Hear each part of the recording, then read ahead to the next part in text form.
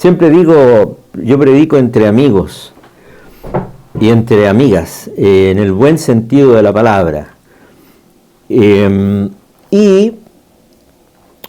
Vamos a compartir una palabra que parece que justo tocó el caso de que coincide con lo que ha estado pasando en el sur, con las inundaciones, con todas esas cosas. Nunca imaginé, en realidad voy a leer un poquito de algo que puse antes de dar el versículo, que esta predicación iba a tener tanta actualidad de lo que estaba pasando en nuestro país. Mucha gente que ha perdido sus casas, sus terrenos, bienes, pero lo que más han perdido es sus sueños, sus proyectos, sus metas y sus esperanzas.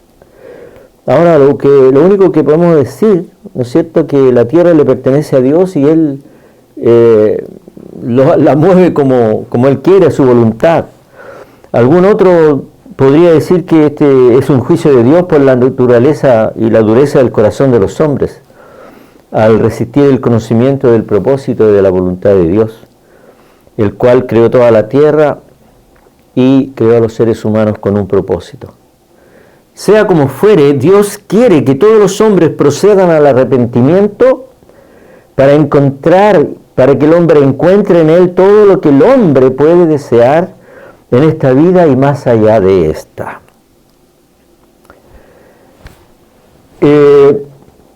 Vamos a compartir un versículo que está ubicado en el Evangelio según San Juan, capítulo 14, versículo 2. Evangelio según San Juan, capítulo 14, versículo 2.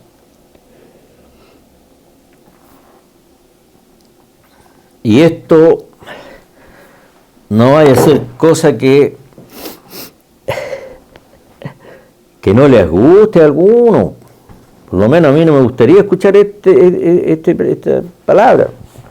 Pero, como el que manda es el Señor, aquí estamos. ¿Lo leyeron? ¿Lo tienen para leerlo? Sí, ya. Amén, en el nombre del Señor. En la casa de mi Padre muchas moradas hay. Si así no fuera, yo os lo hubiera dicho. Voy pues a preparar lugar para vosotros. Gloria al Señor.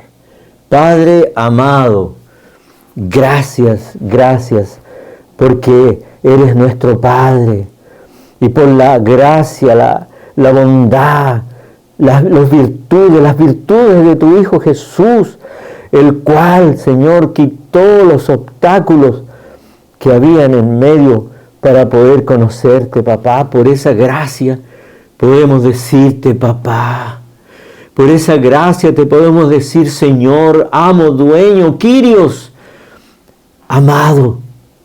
Gracias por la obra que hiciste en Cristo, Padre. Gracias, Cristo, porque nos has dado un grandísimo ejemplo, papito, de tu obediencia, de tu entrega, de tu sacrificio, de tu sufrimiento.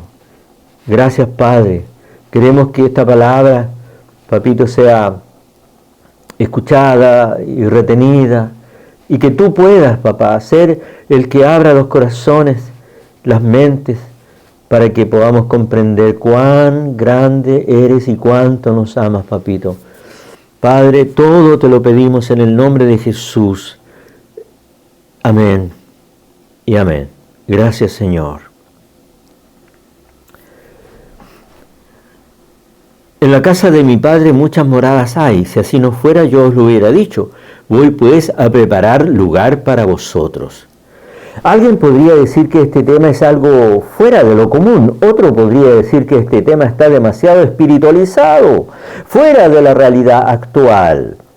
Si alguien pensara así, estaría en todo su derecho y podríamos aceptar su crítica, pero nada más se está hablando de lo que el mismo Señor habló. Por lo tanto, llamo la atención de ustedes por si estamos mirando lo terrenal más que lo celestial. Abramos nuestro corazón y nuestras mentes para que comprendamos lo espiritual, porque lo espiritual está y gobierna lo terrenal. Dicho esto, hablamos sabiendo, y en este caso hablo sabiendo del riesgo al cual estoy sometido, el riesgo de que lo puedan entender bien, y por eso oramos que la gracia de su Espíritu nos pueda hacer entender bien lo que Él nos quiere decir. Ahora vamos a la médula. Todos tenemos anhelos en la vida y quisiéramos que se nos cumplieran rápidamente, ¿cierto? ¿Tiene anhelo usted? Yo muchos. Cuando se constituye una familia se desea tener donde vivir, y de ahí comienza la gran lucha, el gran esfuerzo, el gran trabajo para tener donde vivir. Hay un dicho popular en medio nuestro que dice: el que se casa, casa quiere. Es el dicho, uno de los dichos más populares que conocemos.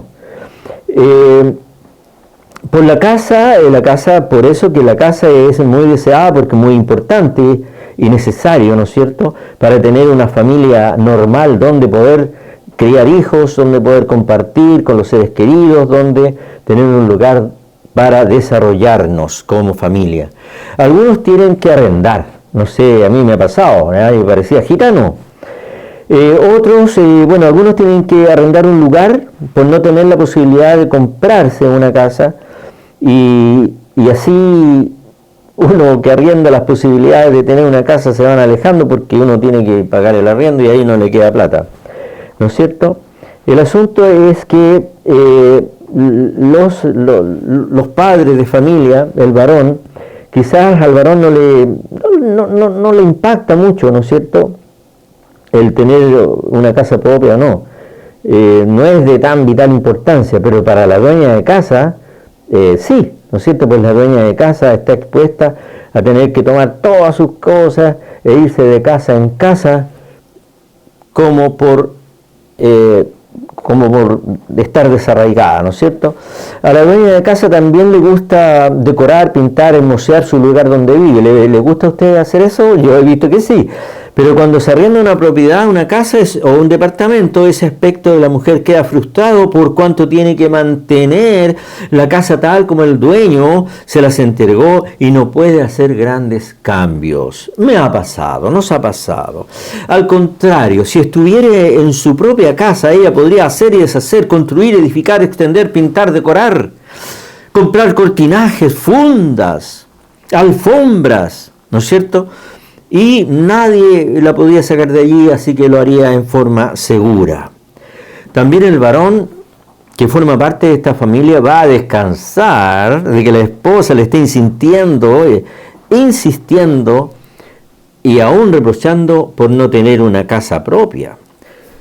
Cuando Jesús escoge a sus discípulos, se entiende que su vida familiar hogareña se iba a ver grandemente alterada, ¿no es cierto?, por cuanto no iban a tener la estabilidad que tenían hasta ese momento.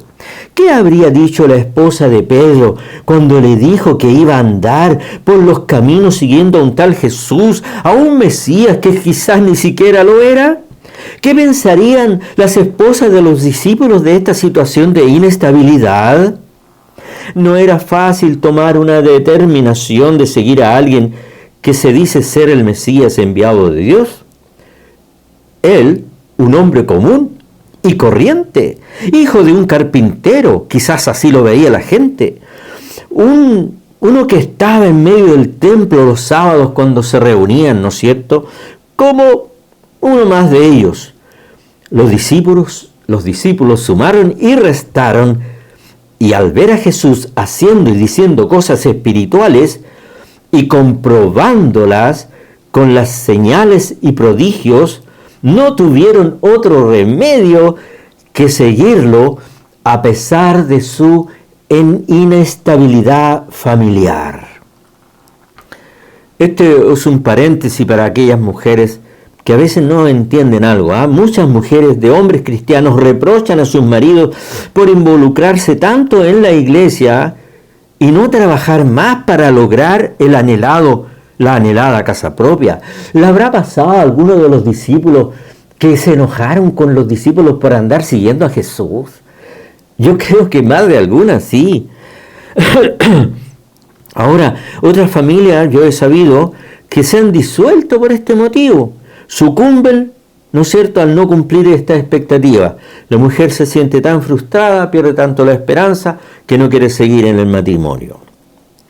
Cuando uno no ve a Cristo con los ojos de la fe, las prioridades son iguales a las de todo el mundo. Se anhelan tener estabilidad, bienes materiales, comodidad, y es la motivación de la vida.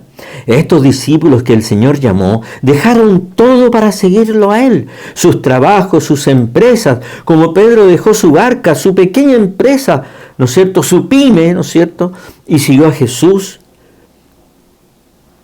El Señor sí, nunca les pasó gatos por liebre a los discípulos, ¿no es cierto? Les dijo la verdad de cómo iba a ser su seguimiento, cómo iba a ser su vida en adelante. Si quieres venir en pos de mí, Pedro, si quieres venir en pos de mí, Juan, si quieres venir en pos de mí, tienes que renunciar a todo lo que tienes. Si quieres venir en pos de mí, niégate a sí mismo, toma tu cruz y sígueme cada día. Si quieres venir en pos de mí, debes renunciar a todo lo que tienes. Decía aún, yo no tengo dónde reposar mi cabeza, dónde recostar mi cabeza. ¿Esto se lo dijo el Señor a usted cuando lo llamó a conocerlo? Le dijo, oye, sígueme, pero no vas a tener dónde reposar tu cabeza. Oye, sígueme, pero tienes que dejar todo lo que tienes. Sígueme, pero debes renunciar y tomar tu cruz cada día y seguirme. ¿Se lo dijo? ¿Estuvo de acuerdo? No sabemos. ¿Por qué verdaderamente los discípulos siguieron a Jesús en primera instancia? Los discípulos siguieron a Jesús con gran entusiasmo.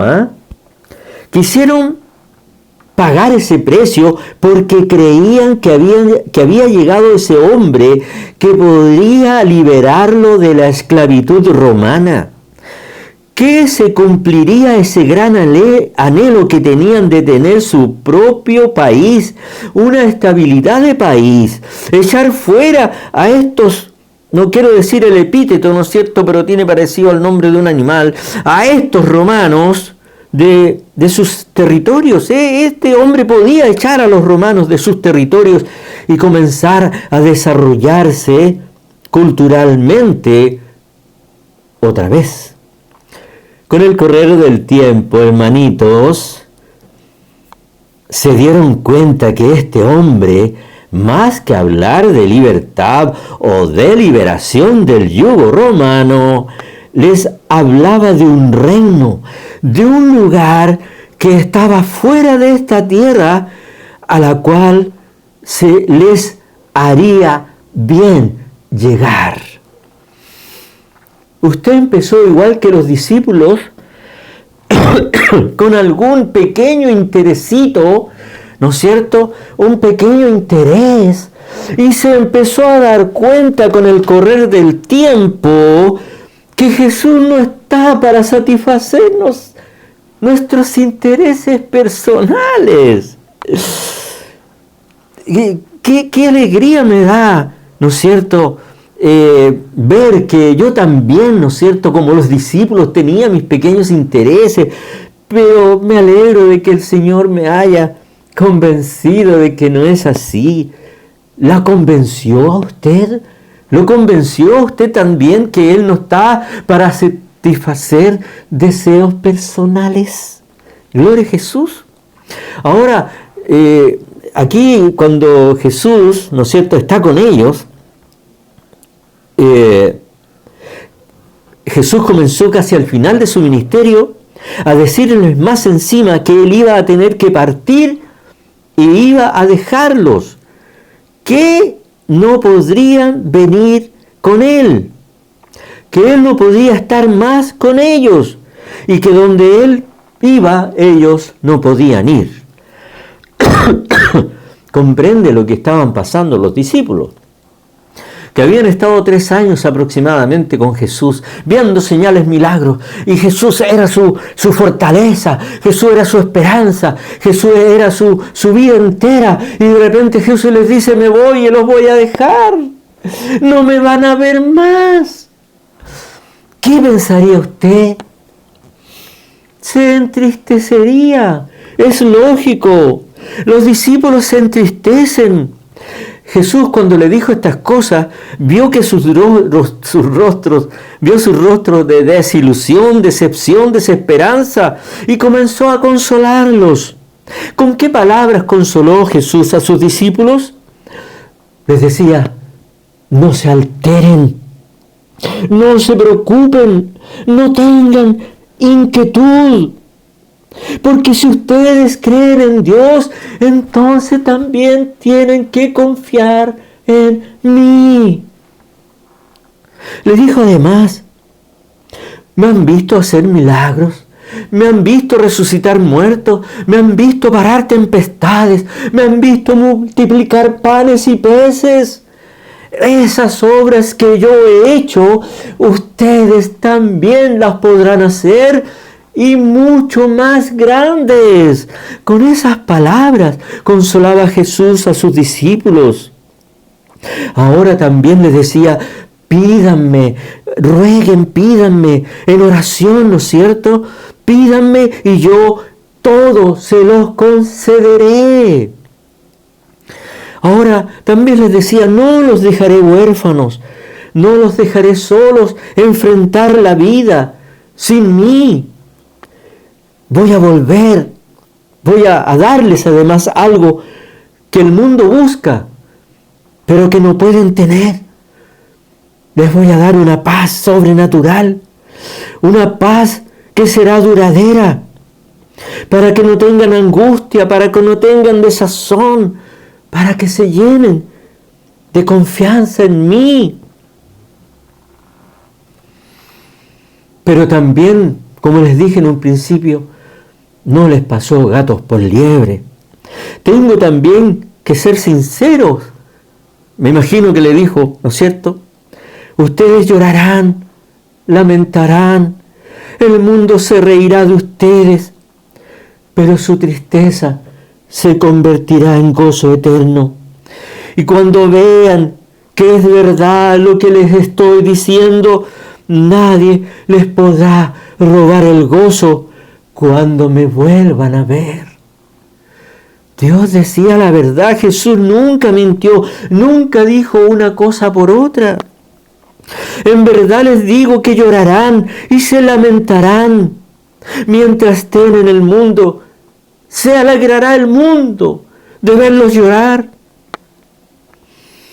Ustedes estarán apenados, pero no se preocupen. Todo lo que pidan a mi Padre, yo se los concederé. El mundo los perseguirá, tendrán aflicción, pero no se preocupen, porque yo he vencido al mundo.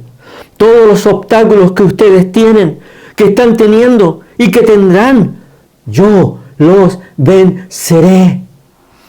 ¿Qué obstáculos tiene usted? Les enviaré uno que los estará consolando, sosteniendo, enseñando, guiando. Este es el Espíritu de mi Padre, el Espíritu Santo, pero es necesario que guarden mis mandamientos, si es que me aman. Para recibir el Espíritu Santo le decía a los discípulos que iban a recibirlo, pero siempre cuando obedecieran sus mandamientos, porque así el Padre confirmaría que lo amaban a Él. Entonces el Espíritu Santo vendría a ser morada en ellos. Nosotros hemos experimentado lo que los discípulos estaban experimentando? ¿Lo estás viviendo hoy? ¿Está usted turbado, aturdido, confundido, desconcertado, desorientado, consternado, perturbado, emocionalmente afligido, como lo estuvieron los discípulos de Jesús? ¿Por qué causa está así? ¿Por una esperanza fallida? ¿Por una desilusión grande? ¿Por una frustración? ¿Una pérdida? Una gran pérdida. Una oportunidad despreciada. Deseo esperado por demasiado tiempo. Alguna circunstancia extraña que lo sacó de su estabilidad. Se está lamentando por una decisión equivocada. Todas estas cosas pueden provocar turbación, aturdimiento, confusión. Podemos desorientarnos, perturbarnos. Todas estas cosas producen esto. Y era lo mismo que estaban sufriendo los discípulos. Se les perdió el norte, como decimos aquí. Se les cayó el Mesías, se les cayó en el que tenían esperanza. Me voy, no me van a ver. De hecho, ustedes, le dijo en algún momento, me van hasta negar. ¿Cómo? Dijo Pedro, yo jamás te negaría. Daría mi vida por ti. Más encima le dice Jesús, tú me negarás 3 veces antes que el gallo cante. Estaban abrumados. Estaban muy abrumados. Pero sabiendo el Señor que tú estás abrumado, que estás abrumada, que he visto situaciones dolorosas en la iglesia que me han conmovido, como lo he dicho anteriormente. El Señor también te quiere consolar a ti y a mí. Él te dice que pidas y que si estás guardando sus mandamientos, entonces Él te concederá toda tu petición.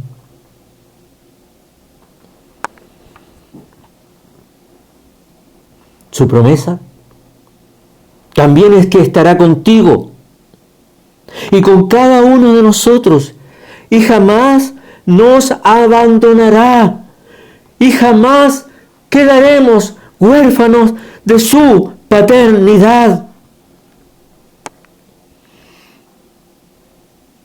En el mundo experimentaste paz, pero no como el Señor te la quiere dar. No esa paz efímera, breve, fugaz, sino que Él quiere que tengas una paz perdurable, verdadera. Porque eres hijo y porque eres hija de Dios. La prueba más grande de su amor y de que somos hijos y que Él tiene cuidado de nosotros y de ti, y que está pendiente de cada necesidad, de cada circunstancia, necesidad que tengamos. Esa prueba es que envió su Espíritu Santo, con el cual podemos decir, hijos de Dios somos. Usted puede decir, hijo de Dios soy, hija de Dios soy. Gloria al Señor. Tienes un Padre maravilloso, omnipotente, omnisciente, omnipresente. Es tu papá, es tu Padre que vela y que mira tu circunstancia, la cual tienes ahora. Él es nuestro Padre, no por nuestro mérito, sino por su misericordia. Solo por su gracia, por su bondad, es la prueba de que eres hijo o hija de Dios. Es la prueba de que el Padre está a tu lado, de que el Padre te está sustentando, que el Padre quiere abrirte una puerta, que el Padre quiere que le conozcas, que el Padre tiene tu vida en sus manos. ¿Qué padre no tiene la vida de sus hijos en sus manos? ¿Podemos comparar a nuestros padres terrenales con nuestro Padre celestial? El Dios que creó el cielo y la tierra y todo lo que en ello hay es tu Padre, y Él vela y Él tiene cuidado de nosotros. Anímate si estás pasando por esa situación difícil. Ahora, a aquellos que están en las postrimerías de su vida o que están en peligro de alguna enfermedad grave, voy pues a preparar lugar para vosotros. Aquí Jesús se refiere a la morada celestial, la morada eterna en el cielo, en un lugar donde los creyentes estarán con Dios por toda la eternidad. Quiere que sepamos que esta morada terrestre, este tabernáculo que habitamos en nuestro cuerpo, cuando se deshaga, tenemos una casa no hecha de mano, sino hecha por su propia mano preciosa.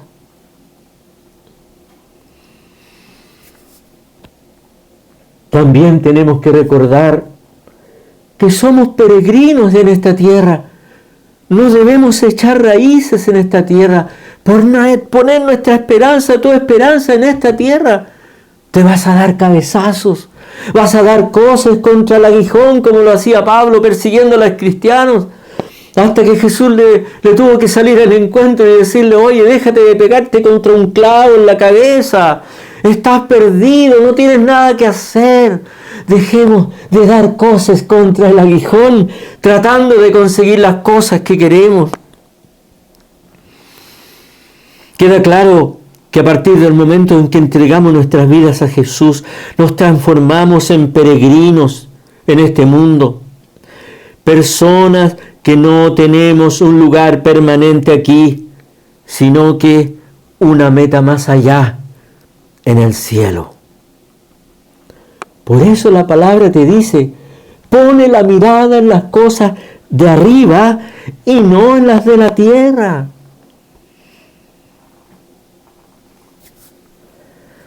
Siempre vamos a ver en la Escritura que todos los hombres padecieron, vivieron las circunstancias que nosotros podemos estar viviendo. Quizás tú, hermano o hermana, has tenido que arrendar una casa, has tenido que cambiarte 10, 20 veces, no sé, no tienes esperanza de tener una. Pero tenemos un ejemplo acá de un personaje bíblico muy, muy interesante. Y voy a leer lo que le pasó a Abraham y un versículo que describe, ¿no es cierto? No lo que le pasó en lo que vivió. Por la fe Abraham, siendo llamado, obedeció para salir al lugar que había de recibir como herencia, y salió sin saber dónde iba. Por la fe habitó como extranjero en la tierra prometida, como en tierra ajena, morando en tiendas con Isaac y Jacob, coherederos de la misma promesa, porque esperaba la ciudad que tiene fundamentos, cuyo arquitecto y constructor es Dios. Abraham no se calentaba la cabeza con poseer una tierra, con tener esa tierra, con arraigarse en esa tierra. ¿Qué dice? Esperaba una promesa, ¿no es cierto? Esperaba una promesa.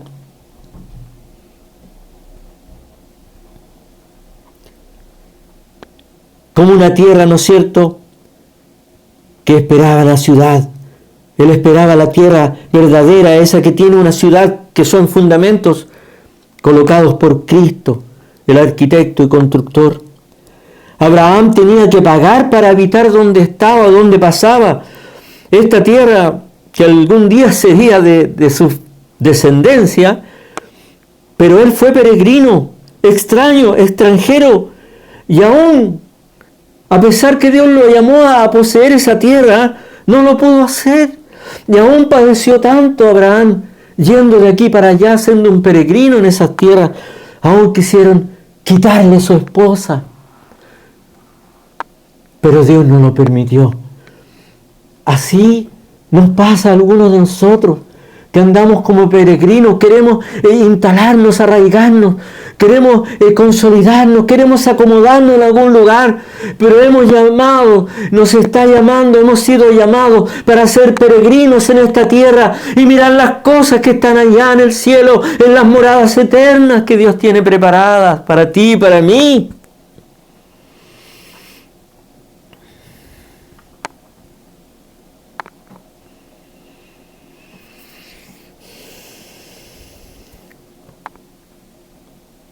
Ya sean las circunstancias más grandes que estés pasando, ya sean las situaciones más difíciles de las que estás enfrentando, ya sea la pérdida más grande que hayas tenido, Dios quiere consolarte como consoló a sus discípulos, porque los entendió, los comprendió, pero sobre todo los amó como te ama a ti ahora.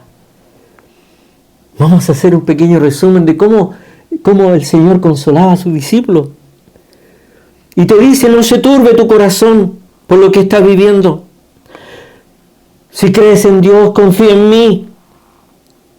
Como yo vencí, tú también vas a vencer.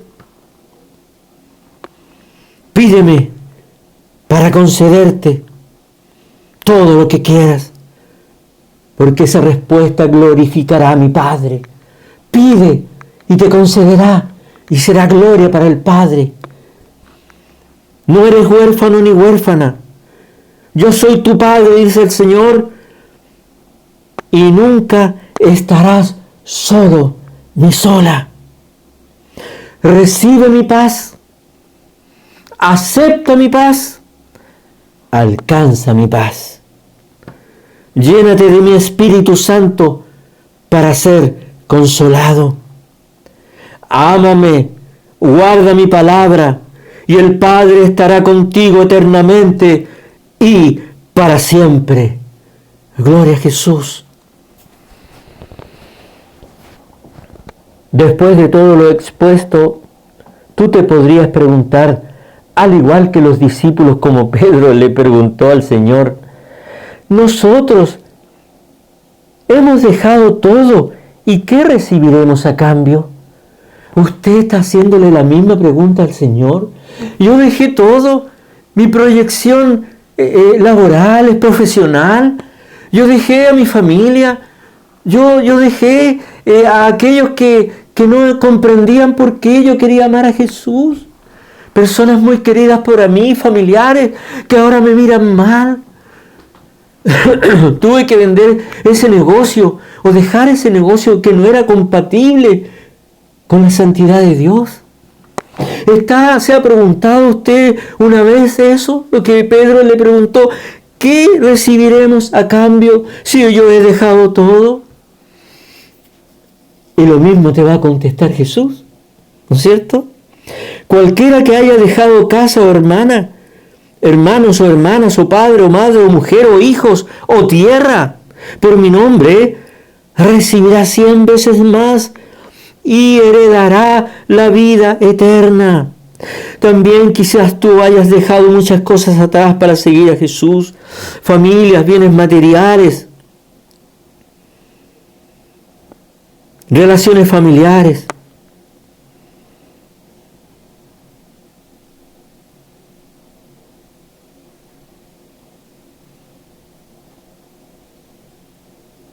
¿Qué te contestaría el Señor? ¿Qué recibirás a cambio? En la casa de mi Padre muchas moradas hay.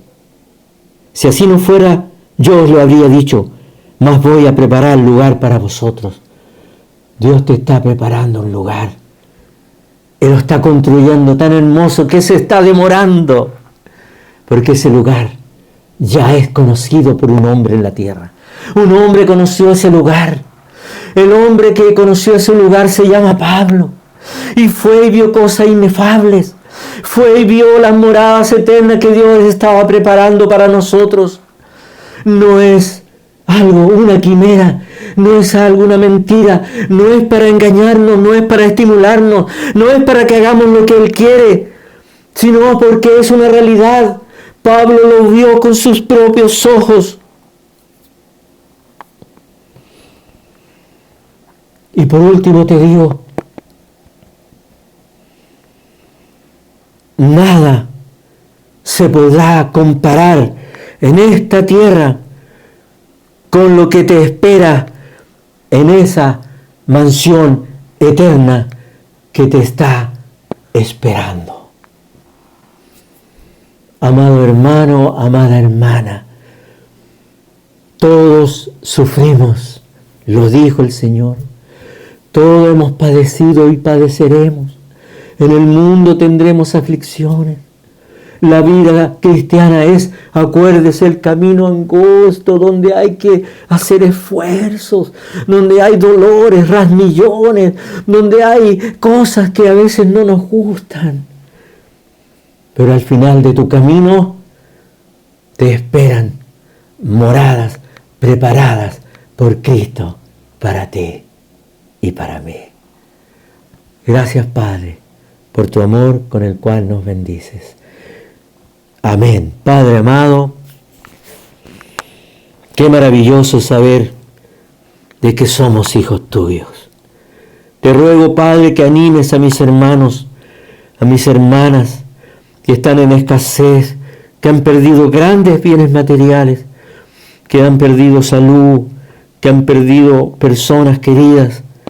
Padre, anímalos como solamente tú lo sabes hacer, con esas palabras que solamente tú puedes pronunciar, con esa gracia que solamente tú puedes tener al ver nuestras mentes y nuestros corazones palpablemente. Padre, gracias por Cristo, en el cual tenemos todas las cosas. Papito, gracias. Te damos la honra, la gloria y la alabanza a ti, para que tu nombre sea exaltado, bendecido, reconocido, creído y obedecido en el mundo. Padre, gracias en el nombre de Jesús. Amén y amén. Gracias, hermanos y hermanas.